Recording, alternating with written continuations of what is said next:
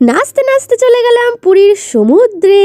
আসলে বাড়িতে তো স্নান করতে পারি না, তাই টাকা খরচা করে পুরীর সমুদ্রে স্নান করতে গেছিলাম সবাই। না তেমন কিছু না, জগন্নাথ ডেকেছে আর জগন্নাথের দর্শনের জন্য পুরীতে চলে গেছে। আর পুরীতে গেছি যখন স্নান তো করতেই হবে। শালিমার থেকে ট্রেনে ভুবনেশ্বর, আর ভুবনেশ্বর থেকে বাসে পুরীতে চলে আসি। ওখান থেকে একটা টোটো নিয়ে আমরা আমাদের হোটেলে চলে আসি। আর হোটেলে এসেই রেডি হয়ে বেরিয়ে পড়ি। যেহেতু 7 সকালে পৌঁছে গেছিলাম, তাই সকাল সকাল আমরা আগে ব্রেকফাস্ট করি, দেন একটু ডাব খেয়ে সমুদ্রে ঝাঁপাতে চলে যাই। প্রথমেই তো ভেবে রেখেছিলাম যে গিয়ে বেশি জলে ঝাঁপাবো না, নলে কালো হয়ে যাব, কিন্তু আমাদের আর কে আটকায়। অত বড় সমুদ্র আর অত বড় বড় ঢেউ দেখে আমরা সম্পূর্ণ কালো হওয়ার চিন্তাধারা ভুলে গিয়ে জলের মধ্যে ডাইভ মারি। ওখানে স্নান করতে করতেই আমরা জানতে পারি যে দীঘাতে যা ঢেউ আসে তার থেকে অনেক বেশি ঢেউ পুরীতে আসে, আর অনেকটাই পাওয়ারফুল। জলের মধ্যে নাকানে চুবানি খেয়ে হোটেলে এসে আমরা দুপুরের খাওয়া দাওয়াটা সেরে নিই। ফুল ব্লগ কিন্তু আমার চ্যানেলে আপলোড হয়ে গেছে, তাড়াতাড়ি গিয়ে দেখে নাও। আর ভিডিওটা কেমন লাগলো অবশ্যই জানিও।